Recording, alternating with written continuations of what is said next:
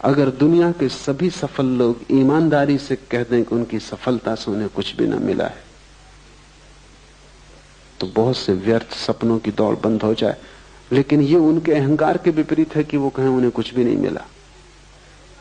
पीछे तो वो यही बताते रहते हैं कि उन्होंने परम आनंद पा लिया है। वो जिसकी पूंछ कट गई हो, वो दूसरों की पूंछ कटवाने का इंतजाम करता रहता, अन्यथा पूंछ कटा अकेला होगा तो बड़ी गिलानी होगी। सबकी कट जाए।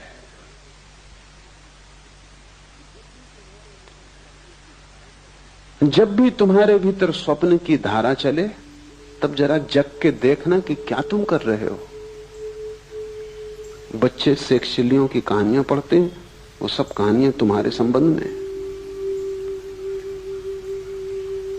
मन शेक्सपियरी है, और जब तक तुम स्वप्न देखते हो तब तक तुम शेक्सपियरी रहोगे। शेक्सपियरी का मतलब है व्यर्थ के सपने देख रहा है और उन सपनों को सच मान रहा है। भगवान न करे कि वो सपने सच हो जाएं, क्योंकि उनको सच करने में बड़ी शक्ति लगानी पड़ेगी, और जब वे सच हो जाएंगे तब तुम पाओगे उनसे कुछ भी न पाया। हाथ राख लगती है सदा। इस संसार की सभी सफलताएं राख में बदल जाती, लेकिन जब तक राख हाथ में आती तब तक जीवन हाथ से निकल चुका होता है, लौटने का उपाय नहीं होता।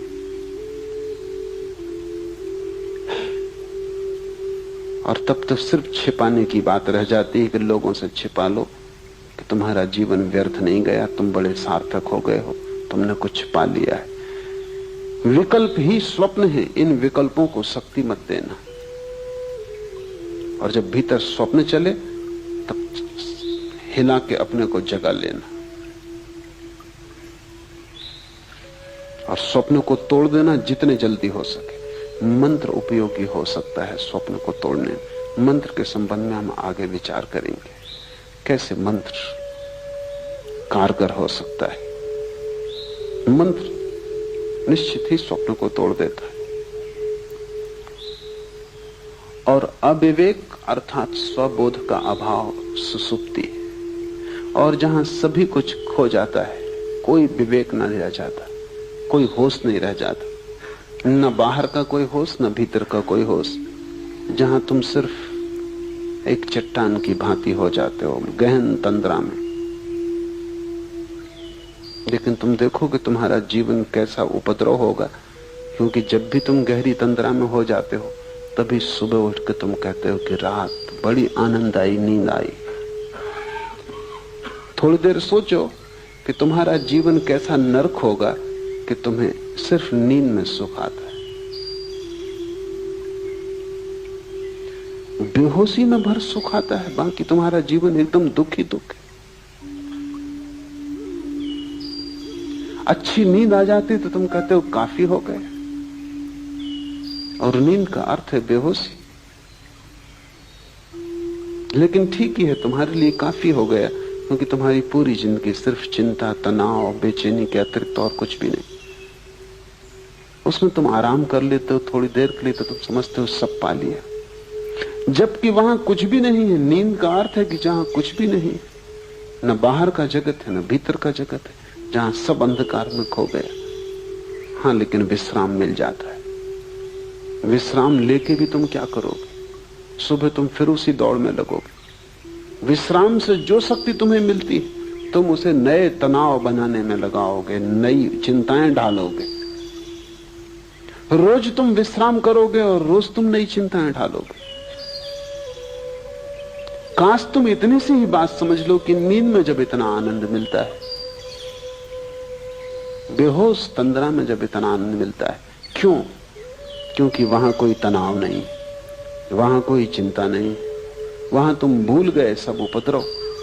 अगर बेहोशी में भी उपद्रव भूल के इतना आनंद मिलता है तो तुम सोचो, जिस दिन उपद्रव खो जाएंगे और तुम होश में रहोगे, उस दिन कैसा आनंद तुम्हें उपलब्ध हो सकेगा। उसे हमने मोक्ष कहा है, वो निर्वाण है, वो ब्रह्मानंद है। नींद में इतना मिल जाता है क्योंकि उपद्रव नहीं दिखाई पड़ते। तो जब उपद्रव सच में ही खो जाते, तनाव सच में ही विसर्जित हो जाते, और तुम 24 घंटे उतने विश्राम में रहने लगते हो जैसी गहरी निद्रा में कभी कभी कोई व्यक्ति पहुंचता है। जब वैसी 24 घंटा सतत तुम्हारी शांत स्थिति बनी रहती, तब तुम्हें कैसे आनंद के राज्य का अनुभव नहीं होगा। उसे थोड़ा सोचो, क्योंकि समाधि सुसुप्ति जैसी है। सिर्फ एक फर्क है उसमें कि वहां होश है। तुरीयावस्था सुसुप्ति जैसी है, सिर्फ एक फर्क है कि वहां प्रकाश है और सुसुप्ति में अंधकार है। समझो कि तुम्हें एक स्ट्रेचर पर बेहोश अवस्था में इस बगीचे में लाया जाए। सूरज की किरणें तुम्हें छुएंगी, क्योंकि सूरज की किरणें बेहोश नहीं, बेहोश तुम हो। हवाओं के झोंके तुम्हारे ऊपर से गुजरेंगे, हल्की थपकियां देंगे, क्योंकि वे बेहोश नहीं, बेहोश तुम हो। फूल की पखरियों से गंध तुम्हारे नासापुटों तक आएगी, क्योंकि फूल बेहोश नहीं, बेहोश तुम हो। सुबह की पड़ी हुई ओस की ताजगी तुम्हें छुएगी, क्योंकि ओस बेहोश नहीं है, बेहोश तुम हो। सब घटित होगा, लेकिन तुम्हें कुछ भी पता नहीं। 2 घंटे बाद जब तुम होश में आओगे, तुम कहोगे बड़ा विश्राम था। इस विश्राम में उस ओस का भी दान होगा, फूल की गंध का भी, सूरज की किरण का भी, हवा के झोंकों का भी, लेकिन उनका तुम्हें कुछ भी पता नहीं। तुम बेहोश थे, तब भी तुम लौट के होश में आके कहते हो बड़ा सुख आया। थोड़ी देर कल्पना करो कि तुम होश से बैठे हो, फूल की गंध बरस रही, सूरज की किरणें बरस रही, होश ने सब ताजा कर दिया है, सब नया कर दिया है। हवाओं के झोंके वृक्षों में गीत पैदा करते हैं, तुम होश से भरे बैठे हो। तब तुम्हारे आनंद।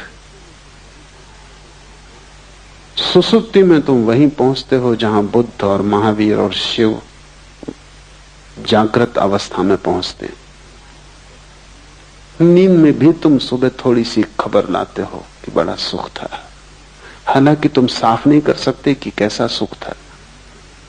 तुम कुछ बता नहीं सकते, कुछ व्याख्या नहीं कर सकते, कुछ स्वाद की खबर नहीं दे सकते। नींद में गहरी, लेकिन फिर भी तुम सुबह थोड़ी सी ताजगी लेके आते हो। सुबह उठते हुए आदमी की जो रात गहरी नींद में सोया हो, उसके चेहरे पर बुद्धत्व की थोड़ी सी झलक होती। खासकर छोटे बच्चे जो कि सच में गहरी नींद सोते हैं, क्योंकि जैसे जैसे तुम्हारी चिंताएं बढ़ने लगती हैं, गहरी नींद भी मुश्किल हो जाती। छोटे बच्चों को सुबह उठते समय देखो, इसके पहले कि उनकी नींद टूटे, उनके चेहरे को देखो, उस पर बुद्धत्व की ताजगी होती।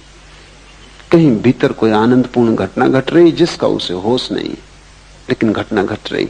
सुसुप्ति में सब तनाव खो जाते, लेकिन विवेक नहीं होता। और समाधि में, तुरीयावस्था में सब तनाव खो जाते हैं और विवेक होता है। विवेक धन सुसुप्ति बराबर समाधि। और तीनों का भोक्ता वीरेश कहलाता है। जागृत को, स्वप्न को, सुसुप्ति को, तीनों का भोक्ता, तीनों से जो पृथक है, तीनों से जो अन्य है, तीनों से जो गुजरता है, तीनों को जो भोगता है लेकिन तादात्म्य नहीं करता, जो तीनों के पार जाता है लेकिन अपने को अन्य मानता है, तीनों से भिन्न जो है वही वीरेश है। वीरेश का अर्थ है वीरों में वीर है, महावीर है। वीरेश शिव का एक नाम है। हमने महावीर उन्हीं पुरुषों को कहा जिन्होंने समाधि पा ली। हम महावीर उसको नहीं कहते जो गौरी शंकर पर चढ़ गया। ठीक है, साहस किया, लेकिन गौरी शंकर कोई आखिरी ऊंचाई नहीं है। हम महावीर उसको भी नहीं कहते जो चांद पर पहुंच गया। साहस किया, लेकिन चांद पर पहुंचना कोई आखिरी मंजिल नहीं। हम तो वीरेश उसे कहते हैं, महावीर उसे कहते हैं जिसने आत्मा को पा लिया, जिसने परमात्मा को पा लिया। क्योंकि परमात्मा से और ऊंचा गौरी शंकर कहां, और परमात्मा से और आगे मंजिल कहां। जिसने आखिरी पा लिया, हम उसी को महावीर कहते हैं। उससे कम पर हम राजी नहीं हैं, क्योंकि चांद पे पहुंच के क्या होगा? चांद पे पहुंच के सिर्फ और आगे पहुंचने के रास्ते खुलते हैं। अब मंगल पे पहुंचना होगा। मंगल पे पहुंच के क्या होगा? अनंत विस्तार है। हम महावीर उसे कहते हैं जो वहां पहुंच गया जिसके आगे अब पहुंचने को कोई जगह ना बची। और क्यों कहते हैं महावीर उसे? क्योंकि उससे बड़ा कोई दुस्साहस नहीं है। स्वयं को पा लेने से बड़ा कोई दुस्साहस नहीं है। उससे बड़ी कोई साहसिक अभियान नहीं है, क्योंकि उसके मार्ग पर जितनी कठिनाइयां हैं उतनी कठिनाइयां किसी मार्ग पर नहीं। उस तक पहुंचने में जितनी तपश्चर्या से तुम्हें गुजरना पड़ेगा और कहीं पहुंचने में वैसी तपश्चर्या से नहीं गुजरना पड़ता। स्वयं की यात्रा सबसे दुर्भर यात्रा है। वो खडक की धार है। शायद इसीलिए तुम स्वयं से भागे हुए हो और संसार में अपने को यहां वहां उलझा रहे हो। शायद इसी कारण आत्मज्ञान की बात मन को पकड़ती भी है, फिर भी तुम हिम्मत नहीं जुटाते। कहीं कोई डर पकड़ लेता है। कठिन है, अकेले जाना होगा। सबसे बड़ी कठिनाई तो यह है कि दुनिया में सब जगह तुम किसी के साथ जा सकते हो, सिर्फ एक जगह है जहां तुम्हें अकेले जाना होगा। वहां पत्नी साथ ना होगी, भाई साथ ना होगा, मित्र साथ ना होगा, गुरु तक भी वहां साथ नहीं हो सकता, सिर्फ इशारा कर सकता है। बुद्ध ने कहा है, बुद्ध इशारा करते, जाना तुम्हें होगा। और अकेले होने में डर लगता है। और चारों तरफ इतने लोग हैं, इतने सपने हैं। सपनों में कई तो बड़े मधुर सपने, उनमें बड़ा रस है। उन सबको तोड़कर, इस सब सपने के जाल को गिराकर सत्य की यात्रा पर थोड़े से दुर्लभ लोग निकलते हैं। उनमें से भी बहुत से बीच यात्राओं से वापस लौट आते। लाखों में एक उस यात्रा पर जाता है, क्योंकि बड़ी कठिन है। और लाखों जाते हैं, उनमें से कोई एक पहुंच पाता है। इसलिए हमने उस अवस्था को वीरेश कहा है। 3 के पार जो चौथा तुम्हारे भीतर छिपा है, वही गौरी शंकर है। वहीं पहुंचना है। और पहुंचने का रास्ता यह है कि तुम जागने में और जागो।